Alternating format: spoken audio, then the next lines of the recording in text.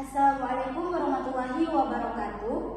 Pertama-tama, marilah kita panjatkan puji syukur atas kehadirat Allah Subhanahu wa Ta'ala yang mana telah memberikan kita kesempatan sehingga kita dapat berkumpul di ruangan yang penuh cinta ini. Nah, yang kedua kalinya, salawat berkaitan salam tidak lupa pula kita hadiahkan atas junjungan Nabi kita, yakni Nabi besar Muhammad SAW, dengan sama-sama kita melafazkan Allahumma shalli ala Sayyidina Muhammad wa ala ali Sayyidina Muhammad.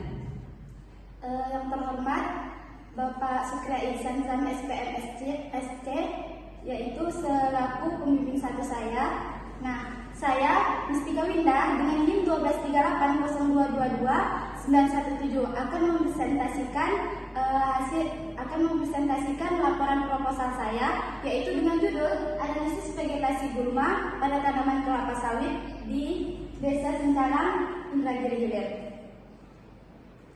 Jadi, kelapa sawit merupakan komoditas penting bagi ekonomi di Indonesia. Namun, pertumbuhan gulma menjadi masalah utama karena bersaing dengan tanaman sawit dalam memperoleh seperti cahaya, air, maupun unsur hara.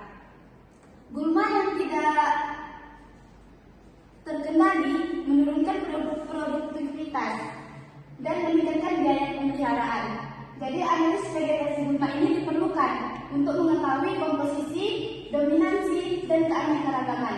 Jadi, penelitian sebelumnya itu belum banyak mengkaji kondisi spesifik lahan tanaman belum menghasilkan dan tanaman yang sudah menghasilkan. Jadi, penelitian ini dilakukan untuk memberikan data yang akurat bagi pengendalian gulma yang tepat sasaran.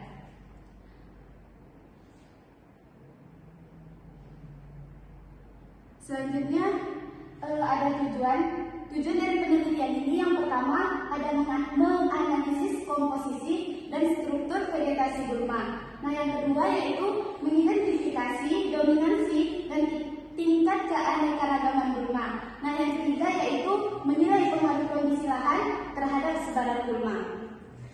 Nah, adapun manfaat dari penelitian ini yaitu memberikan data ilmiah tentang vegetasi gulma pada lahan kelapa sawit. Selanjutnya menjadi acuan pemilihan metode pengendalian gulma yang efektif dan efisien. Nah, yang terakhir yaitu mendukung peningkatan produktivitas dan keberlanjutan pengelolaan kebun sawit.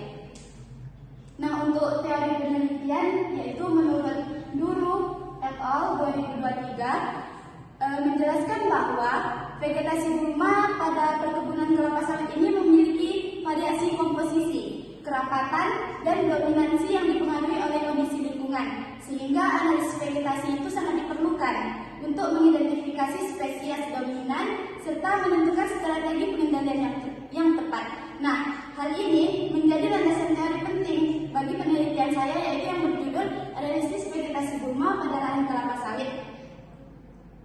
Karena penelitian tersebut juga melakukan inventarisasi jenis dan perhitungan parameter vegetasi seperti kerapatan, frekuensi, dan nilai penting. Nah, selain itu, menurut Oluwatobi dan Oluranmaya 2021, yaitu menegaskan bahwa penggunaan metode kuadrat dan analisis indeks seperti kerapatan relatif, frekuensi relatif, dominansi relatif, nilai penting, serta indeks keanekaragaman ini merupakan pendekatan kuantitatif standar dalam menilai struktur komunitas gulma. Jadi, referensi ini memperkuat metodologi penelitian karena mendukung penggunaan analisis vegetasi sebagai dasar ilmiah untuk menggambarkan pola sebaran dan dominansi gulma pada lahan kelapa sawit. Selanjutnya ada metodologi. Adapun alat yang saya gunakan dalam penelitian yang akan saya lakukan, yang pertama itu ada kayu pancang, yang kedua ada meteran, yang ketiga ada tali rakiat, yang keempat ada kamera, dan yang terakhir ada alat tulis. Jadi metodologi penelitian yang saya gunakan yaitu metode observasi lapangan dengan teknik sampling kuadrat tidak beraturan pada tanaman kelapa sawit di Desa Sencalang, Kecamatan Keritang, Kabupaten Indragiri Hilir. Nah, cara kerjanya Untuk cara kerja penelitian yang akan saya lakukan, yang pertama itu ada persiapan plot dan pengamatan. Jadi persiapan plot ini menyiapkan 5 plot yang berukuran 100 kali 100 cm pada lahan kelapa sawit. Nah, setiap plot ini diberi kode P1, P2, P2, P3, P4, dan P5. Nah, selanjutnya itu menandai lokasi plot menggunakan kayu pancang. Yang kedua itu ada pengukuran kondisi lahan pada setiap plot dengan cara, jadi pada masing-masing plot ini dilakukan pengukuran faktor lingkungan yang berpotensi mempengaruhi persebaran gulma seperti melihat intensitas cahaya, kelembapan tanah, naungan, tekstur tanah, maupun kondisi drainase. Nah, yang ketiga yaitu ada pengamatan gulma pada setiap plot. Jadi setiap plot itu kita analisis gulma yang terdapat pada tanaman kelapa sawit tersebut. Nah, yang keempat itu ada perhitungan parameter vegetasi gulma. Yang kelima ada analisis pengaruh kondisi lahan, yang mana caranya yaitu membuat tabel hubungan antara kondisi lahan dan parameter vegetasi gulma, serta membandingkan setiap plot untuk melihat pola sebaran gulma pada kondisi yang berbeda. Nah, dengan selanjutnya yaitu menentukan faktor lingkungan yang paling mempengaruhi dominansi gulma. Nah, yang terakhir yaitu penyimpulan.